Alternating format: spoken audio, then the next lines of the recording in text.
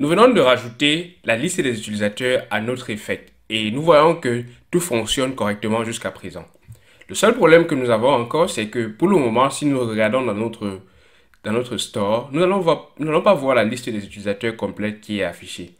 C'est clair parce que nous n'avons pas inclus tout ceci à la fonction réductrice. Donc, ce qui nous reste à faire, c'est de pouvoir aller vers notre fonction réductrice et de pouvoir signaler que de nouveaux utilisateurs sont arrivés et il faut sauvegarder.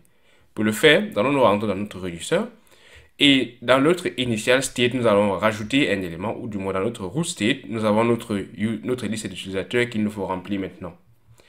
Nous allons rentrer dans notre fonction réductrice et en rapport avec ce que nous avons fait jusqu'à présent, nous allons rajouter un autre on qui va permettre d'écouter cette nouvelle action que nous dispatchons. Donc là, je vais inscrire on et naturellement, il nous faut rajouter l'action qui va être récupérée depuis cet élément-là.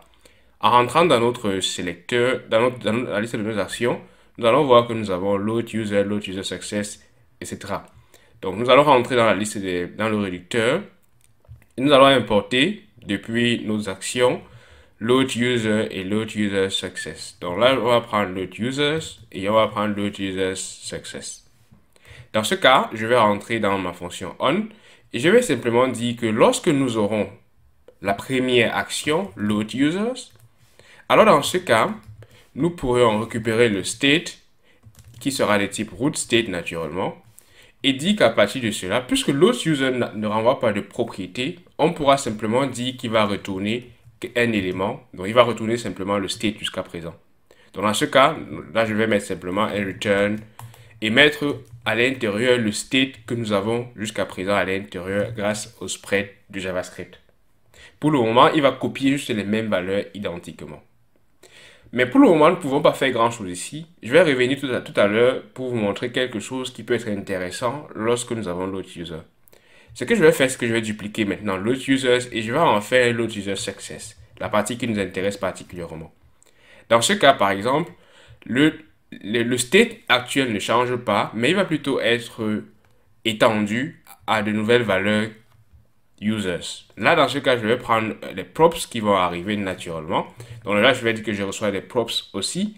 Et je vais dire donc que la partie users qui est dans mon state va donc venir des props.users que je vais recevoir depuis mon action. Puisque l'autre user success en tant qu'action me retourne props users dans les props. Je sauvegarde tout ceci et cela fonctionne dans la compilation, c'est déjà bon signe. Je vais revenir maintenant dans notre navigateur. Ce qui va se passer, c'est que là, pour le moment, je n'ai pas de users à l'intérieur.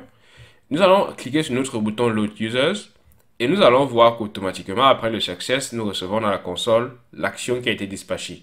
Si nous contrôlons notre state maintenant, nous allons voir que nous avons un nouvel élément, Users, qui contient cette liste d'utilisateurs avec les deux identifiants 0 et 1 que nous avons inclus dans notre base de données locale. Ainsi, on peut donc rajouter ou alors combiner le résultat que nous recevons des effets à travers les actions directement dans notre fonction réductrice.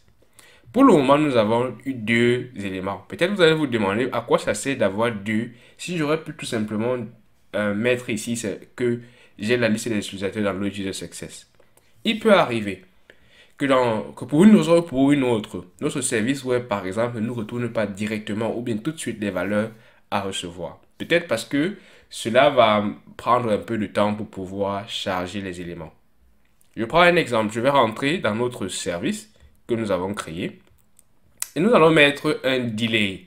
Delay c'est un opérateur RxJS qui va nous permettre de ralentir le temps que prendra la requête pour récupérer. En fait, nous allons simuler par exemple un réseau Internet 3G ou alors plus bas 2G par exemple, afin de pouvoir voir ce qui va se passer pendant tout ce temps-là. Donc là, je vais appliquer un pipe à mon service, à mon get HTTP. Et avec le pipe, je vais simplement inclure delay. Et choisissons par exemple de mettre 3 secondes. 3 secondes, delay prend le temps en millisecondes. Je vais prendre 3000 qui représente 3 secondes. Je sauvegarde tout ceci. Et ce que nous allons remarquer maintenant, c'est que lorsque je vais cliquer sur Load Users, nous allons voir d'abord la première action Load Users. Et cela va prendre 3 secondes avant de me retourner la prochaine valeur. Ceci peut être particulièrement intéressant parce que vous pouvez peut-être détecter ou alors avoir quelque chose qui va être affiché à l'utilisateur pendant tout ce temps de chargement là. Nous allons faire un petit exemple dans un instant. Donc c'est ainsi que nous pouvons donc combiner les deux et se servir de cela. Pour le moment, construisons un sélecteur qui va nous permettre de récupérer les valeurs que nous avons dans le store et afficher dans un tableau. Pour avoir notre sélecteur, il nous suffit de rentrer dans notre application et nous allons sélectionner le fichier numéro 2 selectors. À l'intérieur de ce dernier, nous allons mettre à côté de getUser un second sélecteur getUsers. Il va se former comme le sélecteur précédent. Nous allons partir de selectRoot qui a pour but de sélectionner notre partie du store qui a la clé route. À partir de selectRoot, on peut donc dire que nous aurons notre state et ce state là va nous permettre de pouvoir récupérer la partie du state qui nous intéresse. Donc là, je vais partir du state et prendre simplement users. Maintenant que nous avons ceci, on peut partir dans notre composant désormais pour pouvoir l'utiliser directement à l'intérieur. Je vais rentrer dans notre app.component puisque c'est le composant de départ que nous avons et nous n'avons pas de sous-composant jusqu'à présent. Je vais créer tout en dessous une nouvelle propriété publique puisque nous avons besoin d'utiliser dans le composant. Users, au pluriel, je vais mettre $ pour signifier qu'il s'agit d'un observable par convention. Naturellement, nous attendons ici une liste ou alors une liste de plusieurs utilisateurs. Et pour le moment, vous voyez que mon éditeur de texte me signale qu'il s'agit donc de quelque chose que je n'ai pas signalé. Il peut être nul aussi. Donc, je vais mettre le point d'exclamation pour faire disparaître cela. Ou alors, on peut le faire comme dans le cas précédent en initialisant. Je vais mettre le point d'exclamation dans ce cas. C'est juste une technique parmi d'autres pour signifier qu'au départ, c'est simplement un élément qui est nul. A noter qu'on peut désactiver cette fonctionnalité également avec notre tsconfig pour pouvoir empêcher qu'à chaque fois, il nous demande d'initialiser toutes les valeurs et les propriétés que nous avons à l'intérieur.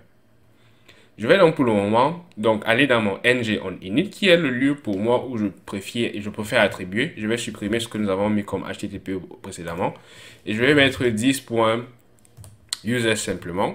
Et naturellement, il s'agit pour moi de sélectionner un élément de mon store. Donc là, je vais prendre un 10.store.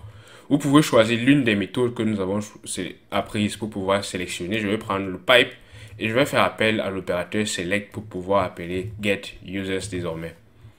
Donc là, il faut se rassurer que nous avons importé tout ceci à l'intérieur. Et là, j'ai une erreur. Il me dit par exemple que dans ce cas, je peux obtenir soit un array d'utilisateurs ou bien undefined. Pourquoi? Parce que dans ce cas, il me dit explicitement que comme j'ai mis le point d'exclamation ici, cela me force et m'oblige à avoir ici directement un élément qui est peut-être undefined.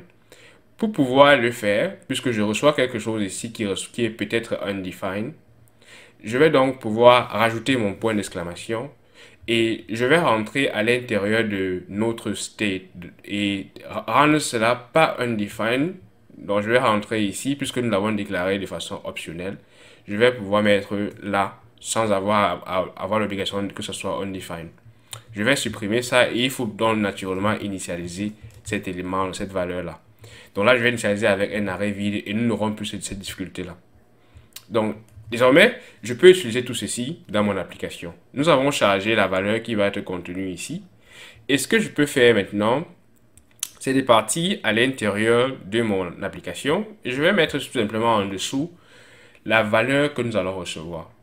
Je peux insérer maintenant un ngIf ou alors ngFor pour pouvoir récupérer les valeurs contenues à l'intérieur. Imaginons que je vais le faire sur un div par exemple. Je vais introduire ngFor et je vais dire simplement que j'ai besoin de récupérer chaque utilisateur avec letUsers et je vais prendre off. Désormais, on peut se servir du pipe asynchrone. Donc là, je vais prendre users $ et pour pouvoir souscrire et plus tard se désabonner également de l'observable, je vais prendre le pipe asynchrone. Ça fait que désormais, je peux insérer si je veux, par exemple dans une balise paragraphe, le contenu qui se trouve dans users. Nous avons dans users par exemple le ID. Donc là, je prends par exemple user.id. Voyons voir ce que nous obtenons lorsque nous faisons ici. Je vais rentrer, je vais simplement appuyer sur l'autre user, cela va prendre un certain temps. Et là, je vais voir apparaître 0, 1 qui sont mes identifiants à l'intérieur de chaque élément. On peut faire ça plus beau en prenant une table sur Bootstrap. Donc là, je vais prendre simplement getbootstrap.com Et je vais partir dans la documentation pour prendre un élément sur le layout et choisir les tableaux par exemple. Puisque nous avons Bootstrap installé, cela sera plus facile pour nous. Donc là, je vais copier le tableau par défaut qu'ils ont à l'intérieur. Et je vais dire simplement que là, je vais mettre ça dans mon application. Donc là, désormais, j'ai un tableau avec 4 colonnes. Je vais en supprimer une. Et je vais mettre là, par exemple, ID. Et nous allons compléter le reste. First et last, plus tard, nous allons compléter. Donc là, je vais mettre, à chaque fois que nous avons un ID, je vais simplement mettre user.id.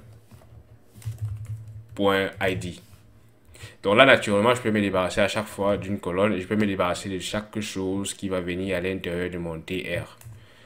Donc, naturellement, il me faut déplacer mon NG4 à l'intérieur de mon tableau. Je vais donc supprimer ce que nous avons fait jusqu'à présent. Et ce que je vais faire, c'est je vais vous montrer quelque chose qui est particulièrement intéressant lorsqu'on se sert du NG4. Pour que cela ne crée pas un élément supplémentaire à l'intérieur de notre template, je vais me servir du très célèbre ng-container. Je vais prendre le ng-container.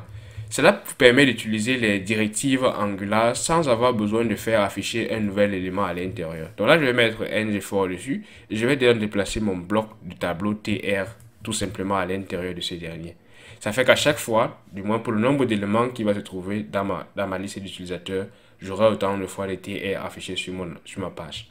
Pour vérifier que cela fonctionne, on va rentrer simplement à l'intérieur. On a le tableau initialement et on a load users. Et ensuite, on aura quelques valeurs qui vont s'afficher lorsque tout va arriver. Donc là, j'ai mon users à l'intérieur, j'ai mon first, mon last avec les valeurs par défaut. Je peux remplacer les valeurs par défaut en prenant username et isAdmin par exemple. Donc là, on va dire après le user, le ID, on aura username et on aura la valeur isAdmin. Donc là, je vais remplacer simplement mark et auto par user.username et remplacer l'autre valeur par user.isAdmin. Donc ici, on aura désormais, lorsqu'on va charger, simplement un load user et cela va faire apparaître les éléments dans l'ordre que nous recevons de notre base de données. Voyons comment est-ce qu'on peut améliorer le processus dans cette étape-là. Par exemple, vous voyez que le tableau est affiché au début lorsque nous n'avons pas d'éléments. Et comment est-ce qu'on peut se servir de la première action, load users, pour pouvoir faire afficher un élément, un texte par exemple, le temps que les éléments puissent charger.